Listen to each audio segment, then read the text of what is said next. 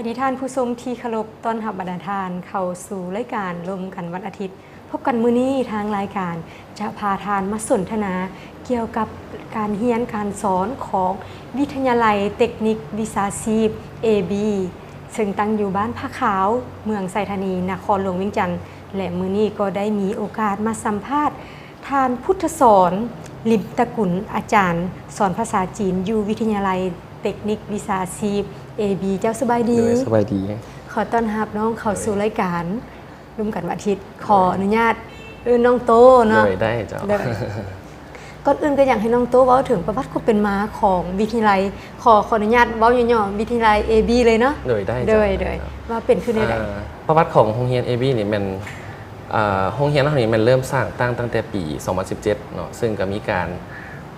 ถึงรับรองจากกระทรวงศึกษาธิการอย่างจบดีคักแน่แล้วเนาะซึ่งปัจจุบันนี้ก็มันเปิดมาได้เป็นเวลา9 ปีแล้วเลยประมาณนี้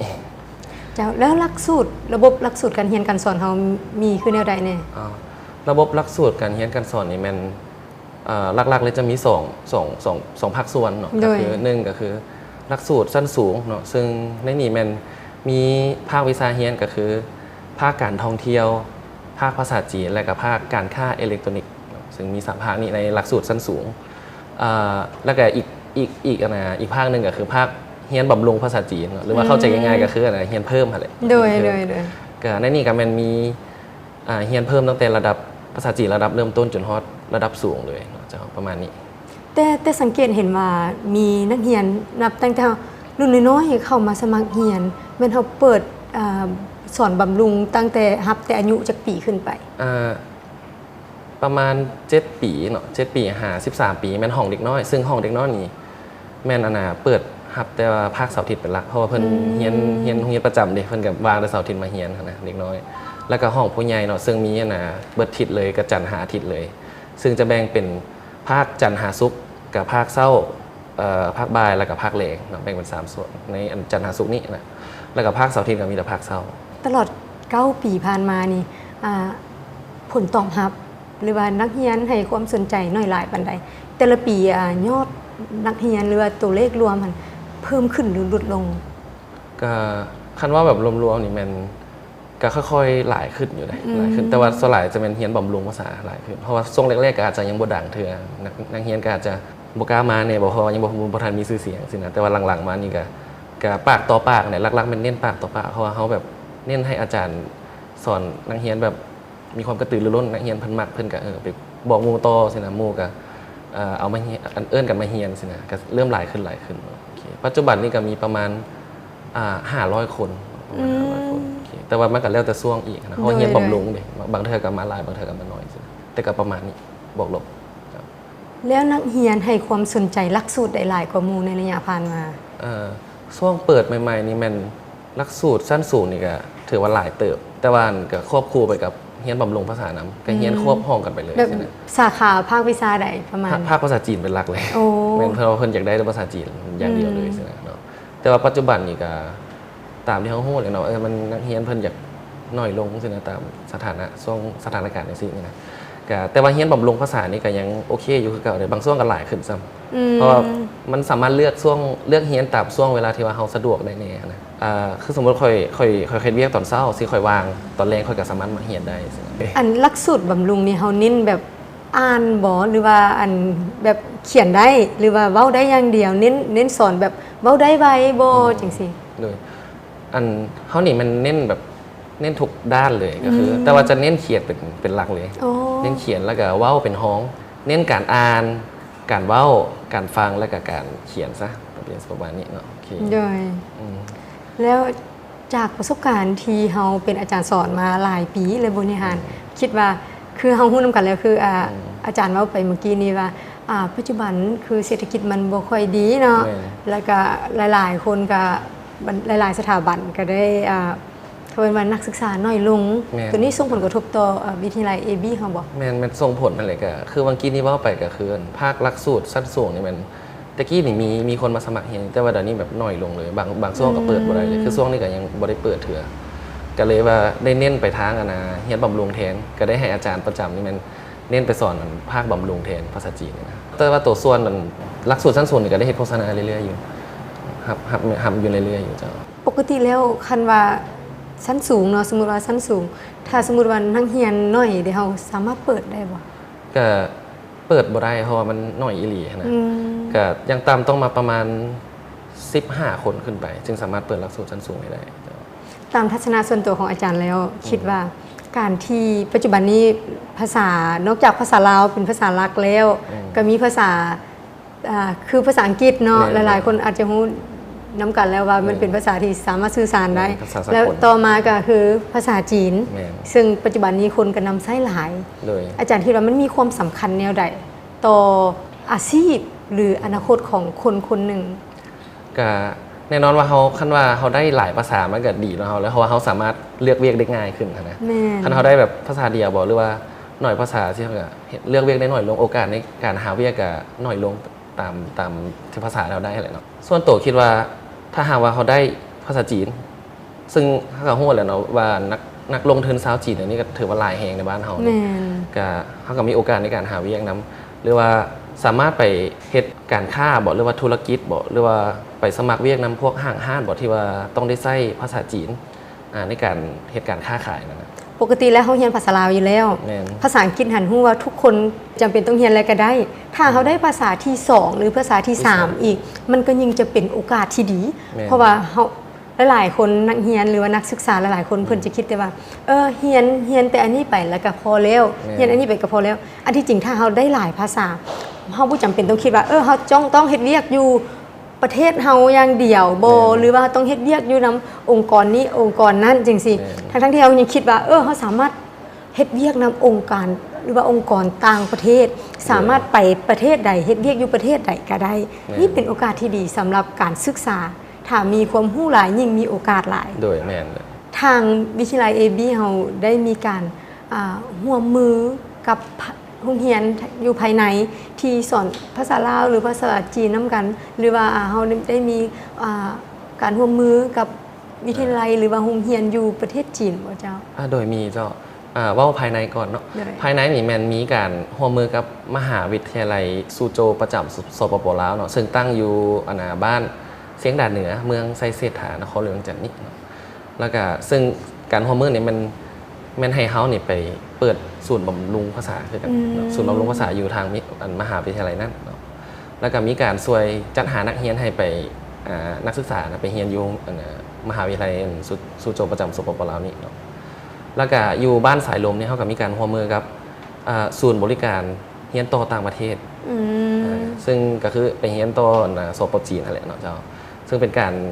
ร่วมมือทางด้านการให้คำปรึกษาไปเรียนต่ออยู่สปป.จีนประมาณนี้ส่วน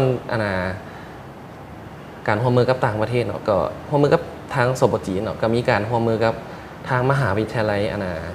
ปิโตรเลียมจีนเนาะเป็นการจัดหานักศึกษาให้ทั้งเพิ่นเนาะแล้วก็มีอีกมหาวิทยาลัยนึงก็คือมหาวิทยาลัยเทคนิควิชาชีพการค้าแขวงฮูนานเนาะก็เป็นจัดหานักเรียนให้เพิ่นได้กันประมาณนี้โดยแล้วหลักสูตรในการเขาจะสอนอยู่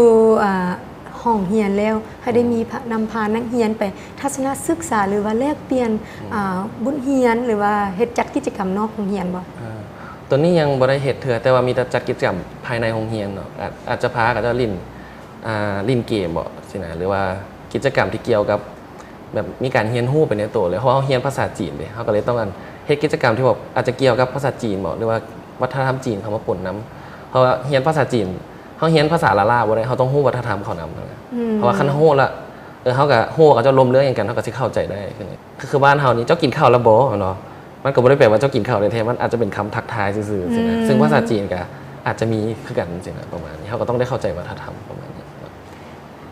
สำหรับตัวหนังสือของภาษาจีนนะมันจะยากๆเลยนึงจะเป็นมุนๆหน่อยนึงจังซี่นะหลายๆคนก็คิดว่ามันยุ่งยากอันที่จริงมันมีเทคนิคการเรียนบ่แม่นอักษรจีนนี่เป็นอักษรภาพเลยคือแต้มรูปเลยเนาะคือสมัยบูฮานนี่ภาษาจีนนี่คำว่าภูเขานี่เป็นแต้มรูปคือภูเขาเลยเป็นสามเหลี่ยมนะสามยอดเลยแต่ปัจจุบันมันกับหลายพันปีในหนังสือจีนก็มีการวัฒนาการมาเรื่อยๆจนคือเราเห็นปัจจุบันนี่แหละเนาะก็จะเขียนง่ายขึ้นบ่ได้คือเบิ่งคือรูปแต้มหลายแล้วเนาะซึ่งวิธีการเขียนนี่ภาษาจีนต้องได้จือเอาเลย ต้องได้จือเพราะคือมันแต้มโฮมเด้ต้องได้จือเอาเลยเนาะแต่มันก็สิมีแบ่งหมวดอยู่คือคำว่าหมวดเกี่ยวกับน้ำสินะมันก็จะมีเป็น3ติ้มอยู่อันทางซ้ายของหนังสือสิเนาะขอแต่ว่าเกี่ยวกับน้ำมันจะมี3ติ้มนี่โลดสินะสังเกตเบิ่งหนังสือจีนหลายๆตัวถ้าหากว่ามี3ติ้มนี้ก็จะเกี่ยวกับน้ำประมาณนี้ซึ่งมันแบ่งเป็นหลายๆหมวดเลยเกี่ยวกับพ้นบอกเกี่ยวกับอวัยวะในร่างกายบอกเกี่ยวกับน้ำบอกเกี่ยวกับความเย็นบอกสิ่งอย่างสินะ ก็จะแบ่งเป็นหมวดไปแบ่งเป็นหมวดไม่เขาต้องไปจือเอาเทละตัวออกมาเนี่ย โอ้ ก็สิยากกว่าภาษาลาวนิดนึงเพราะว่าเขาภาษาบ้านเขาเป็นภาษาเสียงเขาสิว่าอะไรก็ได้ผสมเสียงก็ได้เฮียนโกโคโคสละอะไรก็ได้ก็สิเป็นง่ายก่อนบ้านเขาก็ได้ ถ้าสมมติว่ามีนักเรียนเก่งจังซี่นะหรือว่านักเรียนที่จบไปแต่ละรุ่นจังซี่เฮาได้มีการแนะนำเวียงให้กับเจ้าบ่หรือว่ามีเวียงห้องหับให้กับเจ้าบ่แม่นสำหรับนักเรียนเก่งนี่แม่นคาดว่าเพิ่นมีความสามารถอีหลีแม่นเฮาสามารถแนะนำทุนให้ไปเรียนอยู่จีนได้เจ้าหรือว่าถ้าเพิ่นอยากเฮ็ดเวียกเลยเฮาก็สามารถแนะนำเวียกให้ได้ถ้าว่าเพิ่นหาเองบ่ได้อีหลีนะหรือว่าถ้าอยากไปหาเองนี่เฮาก็สามารถไปเฮ็ดเวียกเกี่ยวกับที่ว่าเกี่ยวข้องกับภาษาจีนก็ได้บ่เฉพาะแต่บริษัทคนจีนเนาะบริษัทคนลาวที่ว่าจำเป็นต้องได้เฮ็ดการค้านำคนจีนเฮาก็ไปได้กันอาจจะเป็นนักแปลภาษาบ่ภาษาจีนสิหรือว่าเป็นอาจจะไปเรียนเพิ่มเติมแล้วเป็นไกด์นำเที่ยวคนจีนสิก็ได้สิถือว่าดีนะแล้วผ่านมาเฮาได้จัดให้นักเรียนหน่อยหลายปานใดล่ะแบบแนะนำบริษัทให้หรือว่าแนะนำทุนให้จังซี่หลายบ่ก็มีหลายอยู่แต่ว่าตัวนี้แม่นทางอยู่สายลมนั่นเพิ่นเป็นผู้เป็นผู้จัดหาให้มีแต่เฮาหันได้แนะนำนักเรียนให้ทางนั้นแล้วทางนั้นเพิ่นก็สิได้จัดหาให้เติมอีกเนาะซึ่งก็ตอนนี้ก็มีประมาณ50กว่าคนถือว่าหลายพอสมควรแล้วบรรดาอุปกรณ์ความพร้อมต่างๆในการรองรับนักเรียนเฮาเด้มีความพร้อมคือแนวใดแม่นปัจจุบันนี้ทางโรงเรียนนี่ก็มีอุปกรณ์การเรียนแบบก็มีกระดานเนาะโต๊ะตั้งแบบตามดั้งเดิมเฮาแหละเนาะแต่ว่าก็มีอุปกรณ์ที่ว่าเป็นสื่อมีเดียนำเข้ามาอย่างเช่นว่าพวกโปรเจคเตอร์พวกลำโพงพวกคอมพิวเตอร์ที่ว่าใช้ในการสอนสิเพิ่มเข้ามานำเนาะแต่ว่าหลักๆเลยนี่พวกเฮานี่แม่นจะให้อาจารย์นี่เน้นใส่กระดาษเป็นหลักเพราะว่าเมื่อกี้เว้าเลยแล้วหนังสือจีนมันเขียนเป็นยิ่งๆๆๆเนี่ยมันอยากจื้อยากนะก็เลยจำเป็นต้องได้ให้อาจารย์ใส่กระดาษเป็นหลักเพราะว่าอาจารย์ต้องเขียนในนักเรียนเบิ่งนักเรียนจึงจื้อแล้วก็มีความแบบสนใจต่อกับกระดาษนะเพราะถ้าเบิ่งแต่โจโปรเจคเตอร์อย่างเดียวเลยสินักเรียนเพิ่นก็เห็นแล้วก็แล้วสินะบ่จื้อหยังบ่แล้วก็เบื่อไว้สิเนาะประมาณนี้เพราะถ้าเขียนใส่กระดาษนักเรียนเพิ่นสิเบิ่งไปเนาะหนังสือนี่เขียนจังซี่หนังสือนี่ข่อยยังเขียนบ่เป็นข่อยก็เบิ่งเอานำอาจารย์ว่าเพิ่นเขียนมันจะมีเทคนิคในการเขียนของมันเพิ่นมีระเบียบในการเขียนบ่ได้ถึงมันจะเป็นแต้มโฮบอยู่แต่ว่าเพิ่นมีระเบียบในการเขียนบ่ได้เขียนแบบตามใจตัวเองนะประมาณนี้หนังสือจีนเนาะแบบมันต้องมีขั้นตอนในการเขียนว่าต้องเขียนตัวนี้ก่อนแล้วจึงขีดตัวนี้อย่างประมาณคือเวลาเขาเขียนนี่เขาต้องเขียนจากเบื้องซ้ายแล้วจะจึงไปเบื้องขวาเนาะหรือว่าถ้าว่ามีทั้งเทิงทั้งลุ่มเขาก็เขียนทั้งเทิงแล้วจึงลงลุ่มสิซึ่งมันก็มีระเบียบหลักการมันซึ่งถ้าอย่างฮู้นี่จะต้องได้มาเรียนเอาเพราะมันมีหลายแฮงนะคันสิเว้าอยู่นี่มันก็อาจจะบ่พอสิเฮาใส่กระดาษเป็นหลักเนาะแต่ว่าสื่อมีเดียเฮาก็ใส่กันแต่ว่าอาจจะเป็นห้องลงมาเนาะอาจจะเป็นแบบเปิดคลิปการเรียนฮู้เกี่ยวกับภาษาจีนนี่ให้เขาเติมสินะเนาะโดยส่วนปึ้มแบบเรียนนี่แม่นเฮาใส่ปึ้มที่ว่าเป็นมาจากจีนเลยก็คือแน่นอนเราเอาปึ้มมาจากจีนเพิ่นก็สิมีหลักสูตรที่ว่าเป็นมาตรฐานของเพิ่นมาให้นำซึ่งเฮาก็เอามานำใส่เลยเนาะแต่ว่าก็ได้มีการปรับเปลี่ยนเนื้อหานิดนึงหรือว่าวิธีการสอนที่ว่าให้เข้ากับให้แทนเหมาะกับสังคมบ้านเฮาประมาณนี้ว่าซั่นละแม่นเพิ่นอัดเรียนบางตัวเพิ่นก็บ่เหมาะกับบ้านเฮาก็อาจจะบ่คักปานใดคือบางอย่างคำศัพท์บางอย่างบางตัวสิอยู่จีนนี่อาจจะใช้หลายแต่อยู่บ้านเฮาพัดบ่ค่อยได้ใช้เฮาก็อาจจะสอนแบบคร่าวๆไปก่อนหรือว่าให้นักเรียนพอเข้าใจแล้วก็แล้วสิ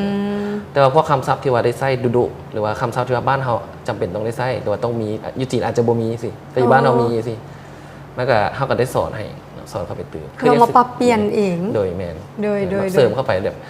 อิงตามหลักสูตรหลักนั่นแหละแต่ว่าเสริมเข้าไปตื่นสิบ่ได้เปลี่ยนเนื้อหาให้มันแทนเหมาะกับคำเว้าภาษาลาวอยู่บ้านเฮาคือคำว่าบุญบ่เทศกาลบั้งไฟอย่างซี่เราส่งที่บุญบั้งไฟอย่างซี่เฮาก็มีให้สินะแต่ว่าคำศัพท์จีนมีที่อันแบบบุญแต่ว่าเฮาก็มีเป็นคำศัพท์ที่ว่าอยู่จีนเขาบ่ค่อยใช้สินะคำว่าบุญบั้งไฟเขาก็บ่มีสินะเฮาก็ต้องได้มาสอนให้เนาะหรือว่าอาจจะเป็นพวกเกี่ยวกับวัฒนธรรมลาวสิอย่างเช่นว่าสู้ขวนบ่ผูกคอผูกแขนสิอยู่จีนก็อาจจะเป็นมัดแขนแบบมัดไปเลยสินะมัดแบบแน่นๆเลยสินะแต่ว่าบ้านทำมันมัดแบบให้ อวยพรสิมันก็จะบ่คือกันใช่ไหมซึ่งอยู่จริงก็จะก็สร้างคำศัพท์ให้แต่ก็จะบ่ได้ใช้ซื่อๆแต่เฮาใช้ เป็นเทศกาลอย่างต่างๆอย่างสิ่งเพิ่นมีคำศัพท์ของเพิ่นมีเคยมีบ่สมมุติว่าบุญปีใหม่ลาวหรือว่าคือน้องบ่เนาะใส่บาตรบ่อหยังบ่มีหมดบ่ มีเบิดเจ้าแต่อยู่จีนเพิ่นบ่ได้ใช้เฮา โอ้ เพิ่นวัฒนธรรมเพิ่นบ่ค่อยเห็นเป็นทางนี้ได้คนละแนวเลยเด้เนาะแต่เพิ่นก็สิมีคำศัพท์จังนี้ให้ประมาณนี้อย่างเช่นว่าคำว่าใส่บาตรนี่ก็ภาษาจีนเนาะ เพิ่นว่าปู้ชื่อสิแต่อยู่จีนนี่ไปว่าคนจีนอาจจะบ่ลึงก็ได้แต่ว่าต้องเป็นคนจีนที่ว่าอยู่ลาวเพิ่นก็อันนี้มันมีหยังก็เจ้าสิฮู้เกี่ยวกับบุญปีใหม่ลาวเนาะเพิ่นก็มีคำศัพท์เฉพาะให้เพิ่นเอิ้นว่าบุญหดน้ำบุญหดน้ำให้เลยเนาะซึ่งเป็นภาษาจีนแล้วมันเพิ่นเอิ้นว่าพ่อฉุยเจียเนาะแปลว่าบุญหดน้ำนั่นแหละเนาะเป็นศัพท์เฉพาะเลยประมาณนี้ ฟังมาเลยเป็นตะม่วนดีเนาะเฮียนนี่นะ โอเค เจ้าท่านผู้ชมนั่นก็คือประวัติความเป็นมาและระบบการเรียนการสอนของวิทยาลัยเทคนิควิชาชีพ AB เจ้าเดี๋ยวพวกเรามาพักชมโฆษณากันก่อนแล้วจึงกลับเข้ามาสู่ระยะที่ 2 ของรายการตอนรับท่านผู้ชมเข้าสู่ระยะที่ 2 ของรายการพวกเรายังอยู่สนทนากับอาจารย์พุทธสอนหรือน้องโตนะ โดยเจ้า ก็ขออนุญาตเรียนถามน้องเติมว่าแล้วปัจจุบันนี้แม่นเฮากำลังเปิดรับนักเรียนใหม่บ่หรือว่าเฮาดำเนินการเรียนการสอนไปแล้วถ้าสมมุติว่ามีคนสนใจอยากมาเอาลูกเอาหลานมาเรียนหรือว่าอยากมาเรียนเพิ่มดิควรเฮ็ดแนวใด สำหรับหลักสูตรสั้นสูงนี่มันสามารถสอบถามเข้ามาได้เรื่อยๆเลยเจ้ามีแต่คันว่าคนครบเพิ่นก็สามารถเปิดห้องให้ได้เลยส่วนภาคบำรุงนี่แม่นเพิ่นมีเรียนอยู่ตลอดเลยคือทุกมื้อนี้ก็มื้อนี้ก็ยังมีเรียนอยู่เจ้าแล้วก็ถ้าหากว่ามีห้องเปิดไปแล้วเฮามาบ่ทันสิเฮาก็สมัครไว้ก่อนก็ได้เพราะว่าห้องเรียนบำรุงมันบ่ได้ซ่าคือหลักสูตรสั้นสูงเลยเฮาเรียนประมาณเดือน2เดือนสิเพิ่นจบละมันก็จะมีห้องใหม่เปิดซึ่งมันจะมีหมุนเวียนไปเรื่อยๆสินะห้องแบบเรียนบำรุงภาษานี่นะคือเฮาสมัครไว้ก่อนบัดนี้มีห้องเปิดใหม่เฮาก็เรียนต่อได้เลยสิแบบนี้คือสั้นสูงนี้ต้องเรียนจักปีสั้นสูงนี่เรียนประมาณ3ปีเจ้า3ปี3 ปีถ้าจบหลักสูตรสั้นสูงแล้วสามารถเฮ็ดเวียกได้เลยบ่สามารถอ่านได้เขียนได้แปลได้ทุกอย่างหลักสูตรสั้นสูงนี่มันเริ่มเรียนตั้งแต่พื้นฐานแบบบ่มีความรู้เกี่ยวกับภาษาจีนเลยอะไรเรียนตั้งแต่ระดับพื้นฐานก็คือจากศูนย์อะไรมันซะก็เรียนสื่อสารแบบทั่วไปร่วมกันเจ้าอยากกินหยังค่อยไปโรงเรียนมาอย่างซี่นะเจ้าซื้อหยังสิมันเป็นคำง่ายๆเลยครับเว้าง่ายๆเนาะอันนี้เราเป็นระดับเริ่มต้นเนาะซึ่งมันจะแบ่งเป็น6ระดับในภาษาจีนนะซึ่งในนี้เป็นระดับ1 2เป็นระดับเริ่มต้นและต่อไปเป็นระดับกลางก็คือระดับ3หาระดับ4ก็จะเป็นการสื่อสารคือเก่าแต่ว่าซับซ้อนขึ้นจากระดับ1ซึ่งในนี้มันเป็นคำเว้าที่แบบยากขึ้นมันซะว่าง่ายๆก็คือยากขึ้นจากที่ว่าเจ้ากินค่อยกินข้าวสิขั้นระดับกลางก็สิเป็นเมื่อนี้ค่อยไปกินข้าวอยู่พุ่นค่อยเจอผู้นั้นผู้นี้อย่างสิยาวขึ้นซับซ้อนขึ้นเนาะแล้วต่อไปนี่ก็สิเป็นระดับสูงเนาะซึ่งเป็นระดับ5กับ6ในหลักสูตรการเรียนของภาษาจีนนี่ก็สิเป็นภาษาที่ว่ามีความเป็นทางการขึ้นแล้วก็เฮานี่คันเฮาได้ฮอดระดับนี้แล้วมันลงกับคนจีนได้ปกติเลยโอ้บ่มีข้อคัดข้องอย่างละสินะคือเห็นหลายๆสถาบันที่เพิ่นประกาศเนาะประกาศทางนักศึกษาเน้นเรียนเฉพาะเว้าบ่3เดือนบ่อีหยังบ่จังซี่เฮามีบ่หลักสูตรแม่นมีคือกันเป็นหลักสูตรเรียนเว้าอย่างเดียวเลยเร่งรัดบ่อันนี้มันเร่งรัดมันเป็นเร่งรัดแต่จะเป็นปึ้มอีกแบบนึงเนาะตัวที่วังกี้นี้เฮาเว้าไปนี่มันปึ้มหลักสูตร HSK เป็นหลักสูตร HSK แต่หลักสูตรการเว้านี่ก็สิเป็นอีกปึ้มแบบเรียนอีกแบบนึงที่ว่าเน้นการเว้าเป็นหลักเลยแต่ว่าเขียนนี่ก็อาจจะบ่มีให้เลยเพราะว่าเน้นเว้าดิแต่ว่า HSK นี่ซึ่งปัจจุบันนี้เฮาเน้นหลักสูตรนี้เป็นหลักเนาะก็มีทุกอย่างเลยก็มีการเรียนออกเสียงเลยเพราะระดับเฮาบ่ได้อย่างเลยเขาต้องเรียนออกเสียงก่อนเรียนออกเสียงเรียนเขียนหนังสือจีนก็เรียนอ่านแล้วก็เรียนเว้าแล้วก็เรียนฟังพวกนี้มีครบเลยใน HSK จะมีพยัญชนะคือกับกอฮอดฮอบ้านเฮาบ่คันภาษาจีนนี่มันบ่มีเลยบ่มีแต่ว่าภาษาจีนนี่มันมีคำอ่านได้คล้ายๆภาษาอะไรคือเขียนภาษาลาวใส่เทิงภาษาจีนจะเป็นคำอ่านนะแต่ว่าเปลี่ยนเป็นภาษาอังกฤษซื่อๆสิเนาะเข้าใจง่ายกับภาษาคาราโอเกะกันเลยก็อันนี้ต้องนี่เฮียนกับสิแทนเป็นเอาภาษาอังกฤษมาแทนเป็นเสียงกอไก่ขอไข่ขอควายอย่างสิในรูปแบบภาษาจีนซึ่งเขาเฮียนพวกนี้แล้ววันนี้ขั้นเฮียนได้แล้วนะภาษาจีนเขาสามารถอ่านได้หมดเลยเพราะว่าภาษาจีนมัน คันเขาอ่านบ่เป็นเขาไปหาอินเทอร์เน็ตก็ได้สินะตัวนี้มันอ่านเอาได้มันก็สิขึ้นคำอ่านให้แต่เขาอาจจะบ่ฮู้ความหมายเถื่ออันต้องได้เรียนลงเลิกตื่มประมาณนี้ แล้วบรรดาครูอาจารย์เดเฮาอันเป็นอาจารย์จากจีนเลยบ่หรือว่าเป็นอาจารย์คนลาวส่วนหลายก็มีทั้งอาจารย์คนลาวและคนจีนเนาะซึ่งอาจารย์คนลาวนี่แม่นจบสายภาษาสอนครูภาษาจีนเลยจากจีนเลยคือเซนตัวน้องเองนี่มันจบอยู่มหาวิทยาลัยจีนเนาะอยู่เมืองกวางโจวคนลาวก็อยากฮู้จักเมืองนี้อยู่เมืองดังนะ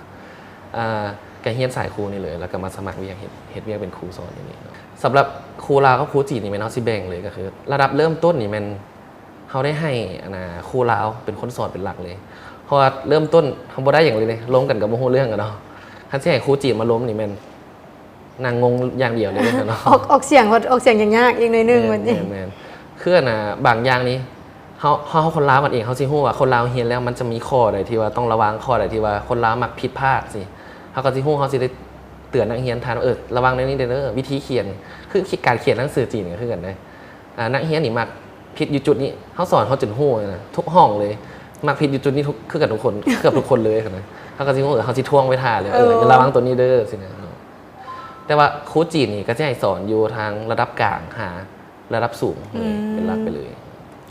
คืออ่านออกเขียนเป็นแล้วเราจึงไปเรียนนำเพิ่นเพราะว่าเฮาฮู้ฟังพอฟังได้แล้วได้เริ่มต้นนะเฮาก็สิส่งให้ครูจีนเพราะว่าเรียนกับเจ้าของภาษาเลยมันก็ดีกว่าเรียนกับประเทศอื่นเนาะเพราะเจ้าของภาษานอกจากได้เรียนแล้วเฮาได้ฟังเป็นในตัวเลยได้เรียนซ้อมฟังเป็นในตัวเลยประมาณนี้ย่อยแล้วทิศทางแผนการในต่อหน้าเฮามีแผนจะปรับปรุงหลักสูตรการเรียนการสอนขึ้นแนวใดหรือว่าบรรดาอาคารเรียนเฮาเด้ครูอาจารย์เฮาเด้เฮาจะมีแผนปรับปรุงคือแนวใดบ่ลักๆนี่มันตอนนี้นี่มันเพิ่นมีแผนการปรับปรุงนี่ในอนาคตนี่มันมี2ด้านหลักๆเลยก็คือด้านการเรียนการสอนเนาะก็คือที่เมื่อกี้นี้ว่าไปว่าการเรียนการสอนนี่มันเอาหลักสูตรมาจากจีนแต่มันมีการปรับปรุงเนื้อหานิดนึงเนาะซึ่งในนี้โรงเรียนได้มีการติดตามประสิทธิภาพการสอนของครูแล้วก็ประสิทธิภาพของการเรียนของนักเรียนนะว่าเพิ่นสิ่งที่เฮาได้สอนไปนี่นักเรียนได้เรียนไปนี่แม่น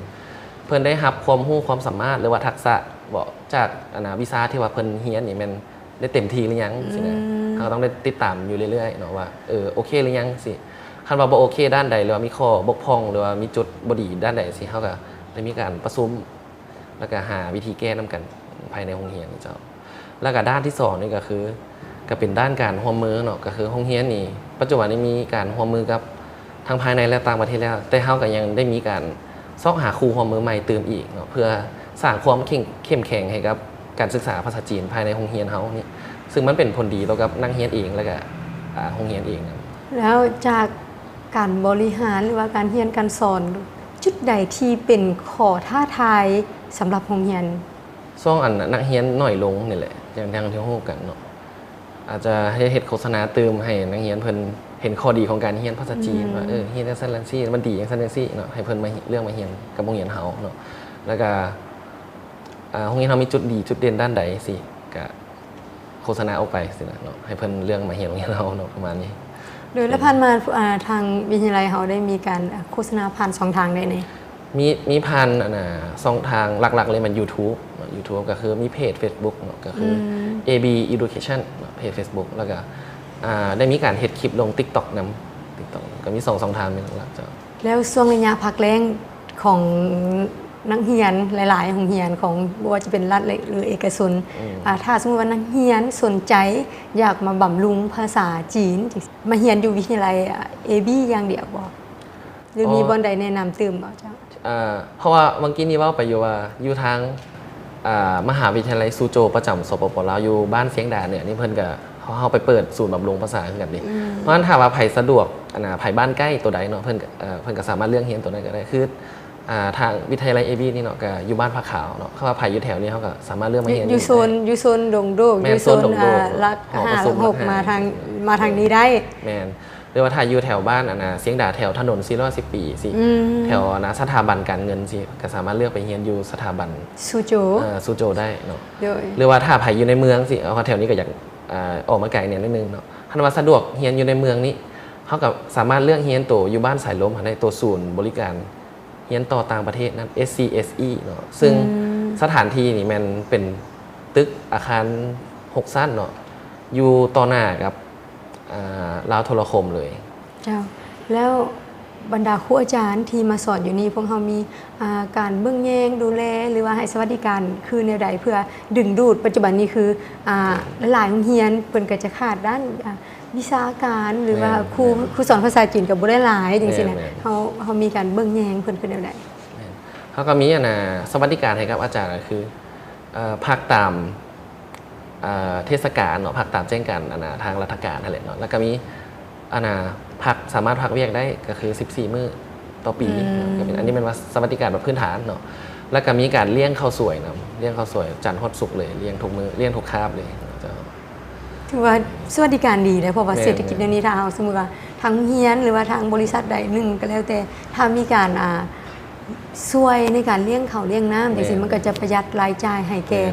พนักงานไปในตัวโดยอุปถัมภ์อาจารย์แล้วก็ช่วงเทศกาลนี่เพิ่นก็มีการพาเฮาฉลองเฉลิมฉลองไปนำคือที่ผ่านมาบุญปีใหม่ทางโรงเรียนเพิ่นก็ได้มีเฮ็ดบาสีสุขคนให้อาจารย์เนาะแล้วก็พากินเลี้ยงสีเฉลิมฉลองไปนำกันเนาะทั้งครูลาวครูจีนเนาะก็เป็นการพาครูจีนให้เรียนรู้วัฒนธรรมลาวไปในตัวเนาะเฮาเรียนวัฒนธรรมจีนเฮาก็พาเขามาเรียนวัฒนธรรมลาวนำสิเลยแล้วในช่วงที่ใกล้จะปิดเทอมนี้เด้เขาได้มีโปรโมชั่นอีหยังให้แกนักเรียนบ่ที่เพิ่นสนใจอยากมาเรียนจังซี่โดยมีเจ้าก็ช่วงพักแรกนี่ก็มีโปรโมชั่นลด 10% เนาะของมูลค่าเรียนแล้วก็แถมปึ้มแบบเรียนให้นำสุดหนึ่งก็มีปึ้มปึ้มแบบเรียนแล้วก็ปึ้มบทฝึกหัด2หัวเนาะเฉพาะเรียนเพิ่มซื่อๆบ่แม่เน้นเรียนบำรุงเพราะว่าพักแรกมันนักเรียนเพิ่นว่างเด้พ่อแม่เพิ่นผู้ปกครองอาจจะส่งมาเรียนได้แล้วนักเรียนที่บ่มีพื้นฐานหยังเลยจังซี่ถ้าอยากมาเรียนเพิ่มจังซี่เฮาต้องมีความพร้อมหรือว่าต้องเตรียมตัวขึ้นแนวใดแน่สำหรับนักเรียนที่ว่าที่จริงเขาจะแบ่งเป็น2แบบเลยหลักๆเนี่ยเขามีหลักสูตรชั้นสูงนั่นนี่หลักสูตรชั้นสูงนี่เฮาแม่นรับนักเรียนจบม.7 ขึ้นไปเนาะแต่ถ้าแม่นเรียนบำรุงนี่แม่นทุกช่วงอายุได้เลยเพราะว่ามันจะมีห้องเด็กน้อยกับห้องผู้ใหญ่เด็กก็คือห้องเด็กน้อย13 ปีลงมาห้องผู้ใหญ่13 ปีขึ้นไปเนาะซึ่งวิธีการสมัครนี่ก็บ่ได้ยุ่งยากเลยนะคือหลักสูตรชั้นสูงนี่ขอเอารูปรูป1ใบก๊อปปี้สัมมโนครัวหรือว่าบัตรประจำตัวมาก็ได้1สุดแล้วก็ถ้าเรียนหลักสูตรชั้นสูงต้องมีใบก๊อปปี้ใบประกาศนียบัตรม.7 มานำเจ้าแค่นี้เลยเจ้าแล้วก็ถ้าหากว่าสนใจเรียนเรียนบำรุงภาษาจีนละล่านี่ก็มาได้ทุกช่วงอายุเลยเมื่อกี้ที่ว่าไปนั่นแหละเนาะเอกสารที่ต้องใช้ในการสมัครก็คือก๊อปปี้สัมมโนครัวหรือว่าบัตรประจำตัวมา1สุดแล้วก็รูป1ใบเท่านั้นเลยง่ายๆเลยก็เข้ามาสมัครได้ละเจ้าโดยณโอกาสนี้น้องอยากฝากหยังถึงนักเรียนนักศึกษาเกี่ยวกับความสำคัญของภาษาจีนหรือว่าใครที่ยังมีความคิดว่าอยากสนใจเรียนภาษาจีนบำรุงตื้มอย่างสิหรือว่าบางคนก็กำลังสิจบม.6 ม.7 ใหม่ๆอย่างสิเฮาอยากฝากหยังถึงเจ้าก็อยากฝากถึงนักเรียนหรือว่าผู้ปกครองที่ว่ามีความสนใจอยากจะส่งลูกหลานมาเรียนเนาะจะเป็นหลักสูตรชั้นสูงก็ดีหรือว่าบำรุงภาษาจีนก็ดีเนาะก็สามารถเลือกมาเรียนพวกเราได้เนาะสามารถมาเรียนอยู่ทางโรงเรียนพวกเราได้นะก็คืออยู่บ้านผาขาวนี่เมืองไซธานีนครหลวงเวียงจันทน์เนาะหรือว่าสะดวกไปเรียนอยู่ในเมืองก็อยู่บ้านสายลมเนาะศูนย์ SCSE เนาะหรือว่าแถวบ้านเสียงด่านเหนือเนาะมหาวิทยาลัยซูโจประจำสปปลาวนี่เนาะสามารถเลือกมาเรียนพวกเราได้เนาะหรือว่าถ้าหากว่าบ่สะดวกเข้ามาอีหลีเนาะสามารถโทรเข้ามาสอบถามหรือว่าติดต่อมาทาง WhatsApp ได้ก็คือผ่านเบอร์โทร020 9100 3777เจ้าขอบใจหลายๆเจ้าท่านผู้ชมนั่นก็คือทิศทางแผนผันในตอนหน้าของวิทยาลัยเทคนิควิชาชีพ AB บ่ว่าแต่ว่าคือจะเป็นการร่วมมือกับบรรดาวิทยาลัยที่สอนภาษาจีนอยู่ภายในประเทศเราหรือว่าภาษาจีนอยู่ประเทศจีนเองถ้าท่านใดสนใจก็สามารถติดต่อสอบถามข้อมูลเพิ่มเติมได้เจ้าก็ขอบใจน้องโต้ที่ได้เสียสละเวลามาร่วมสนทนากับทางรายการลมกันวันอาทิตย์ พิธีกรต่างนายกับทีมงานก็ขอขอบใจ เลย แล้วก็ขออวยพรไซให้วิทยาลัยน้องเจริญเติบโตสร้างบุคลากรที่มีคุณภาพออกมาเรื่อยๆเจ้าขอขอบใจน้อง จะละลาย